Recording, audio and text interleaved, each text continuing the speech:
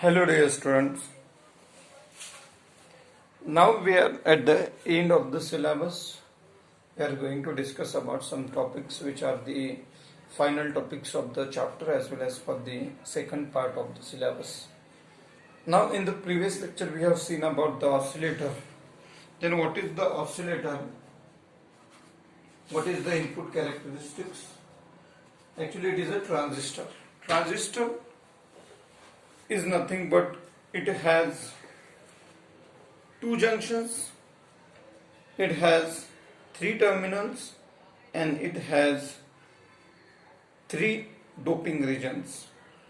Types of the transistor we have seen NP and NPNP transistor. There are three regions present in the transistor: emitter, base, and collector. In terms of their doping, emitter is comparatively highest doped, collector is the second one, and base is the minimum doped. In terms of their size, then collector has the highest size in out of these three, then emitter and then the base. Then now we are going to discuss about the common emitter configuration. What is common emitter configuration? Very important question. And this is most commonly used one. There are three types of the configuration. CE configuration out of that is the most commonly used one.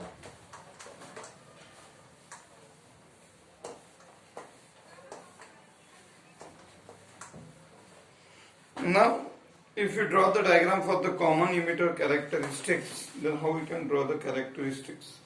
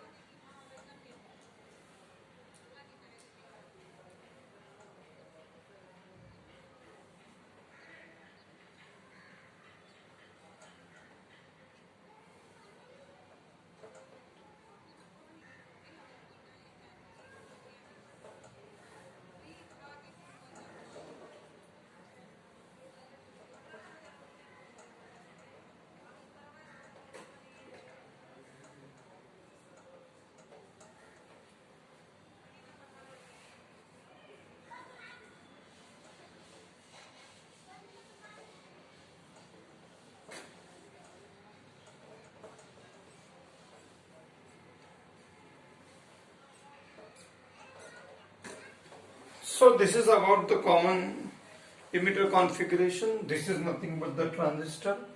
This is the emitter, collector and the base. The direction of the current is toward the emitter. So it is a PNP type of the transistor. The emitter is grounded. So common emitter configuration we are using here.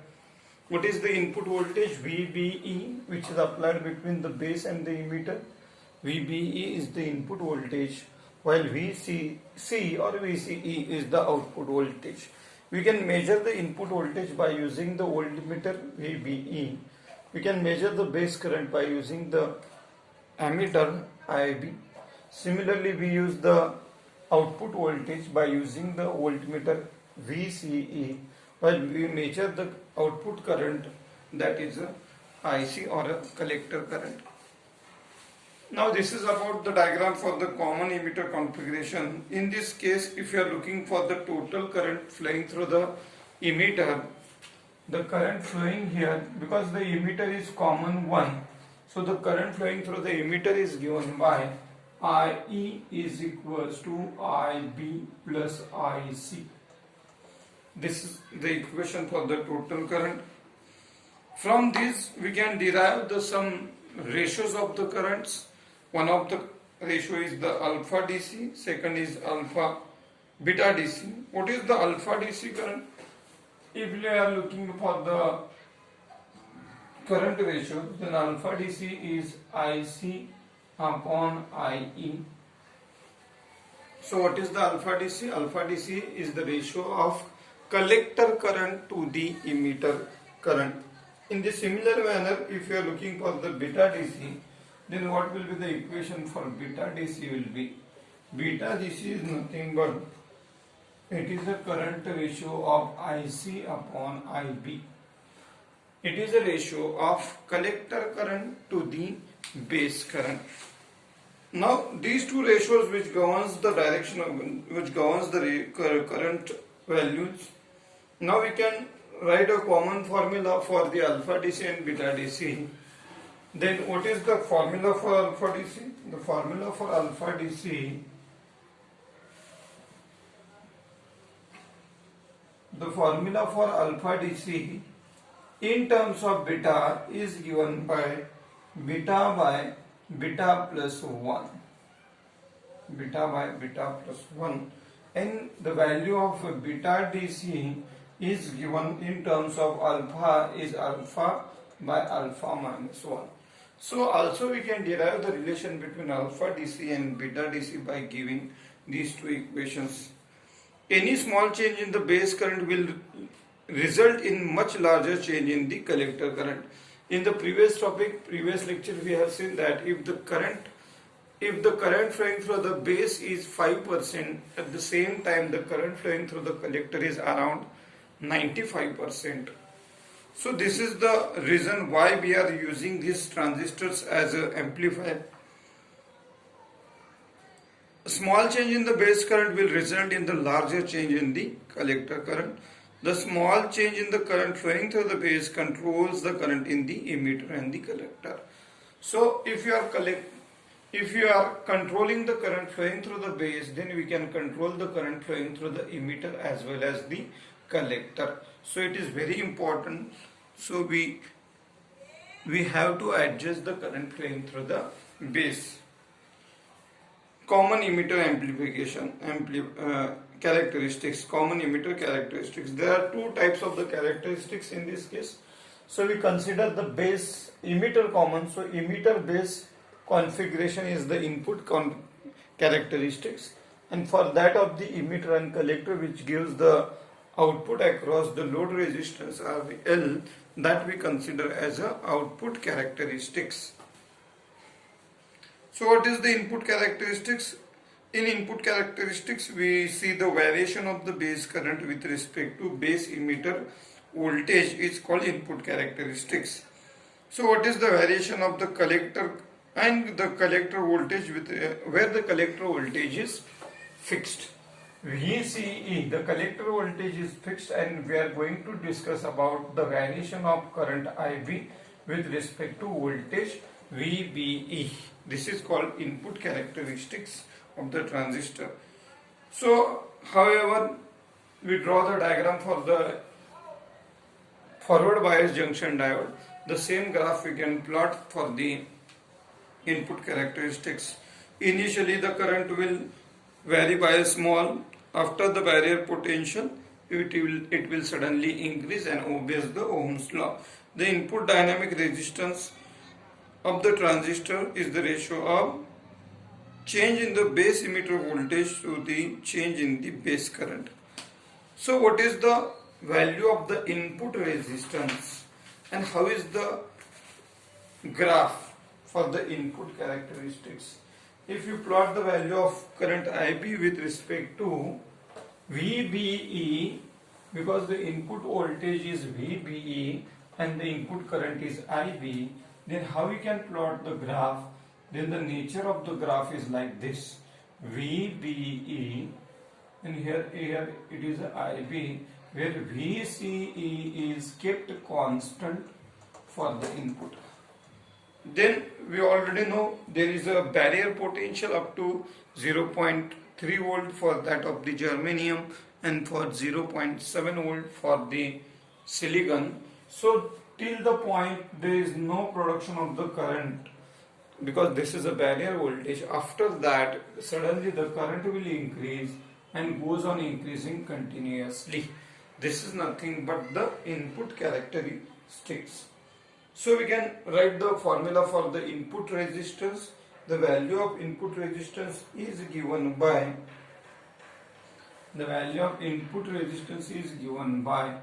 VBE upon IB at constant I VCE. So this gives the value of the input resistance. In the same manner, if you are plotting the graph of IC versus VCE at constant VBE or IB, then that characteristics of the graph is nothing but the output characteristics of the transistor.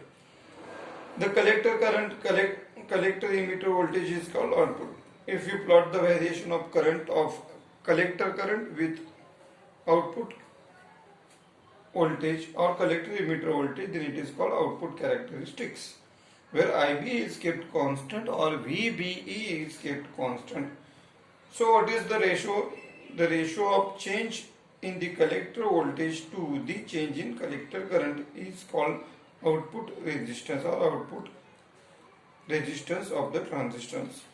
If you plot the graph of collector current with respect to collector emitter voltage, then how is the nature of the graph? So VCE is plotted over here with respect to collector current IC. So in the diagram, this half part represents the input characteristics and remaining half part shows the output. So in input we plotted the graph of IB versus VBE, where VCE is constant. Now in the part of the output we are plotting the graph of VCE versus IC, where the input VBE or we can say IB is kept constant. Then how is the nature of the graph? We are looking for the graph after this part, or after that value of current and that voltage. After this voltage and this current we are plotting the graph here. So after this also the value of current goes on increasing, but after some value of voltage it becomes stationary or it becomes constant. The value of current after that will not increase. This value of current, which is constant, is called saturation current.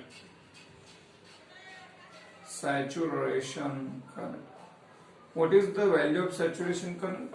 After one particular value of the input voltage, there will not be increase in the value of the current at the collector, or the current at collector becomes constant. That constant value of current is called saturation current.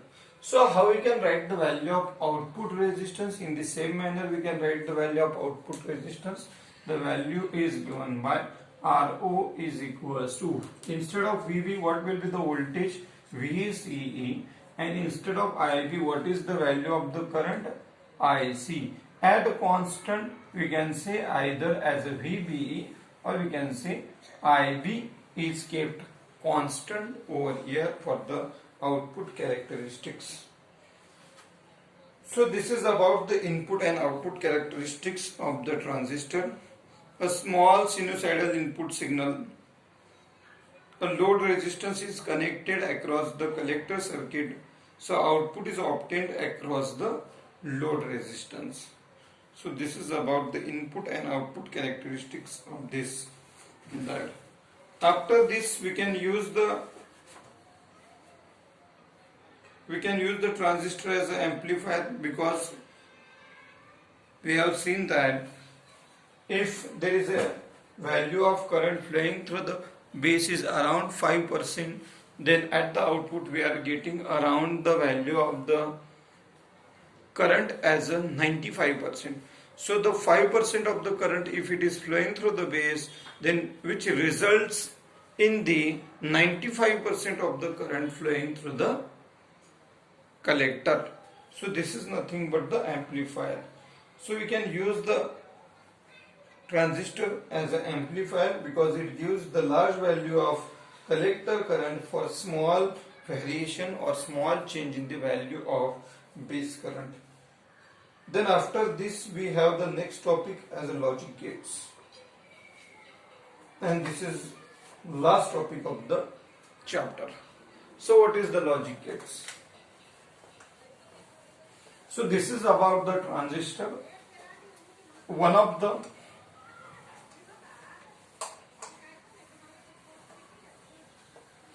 logic gates, transistor is also one of the important semiconductor device. After that, logic gates. Actually there are two types of the quantities. One is analog quantity and second one is digital quantity. Analog means, for example, current, voltage. These are analog quantities, or where there is a variation take place are the analog quantities, and the quantities which are directly represented by two numbers are the digital quantities. Or what type of the system which is used to represent the input and the output is the binary number system.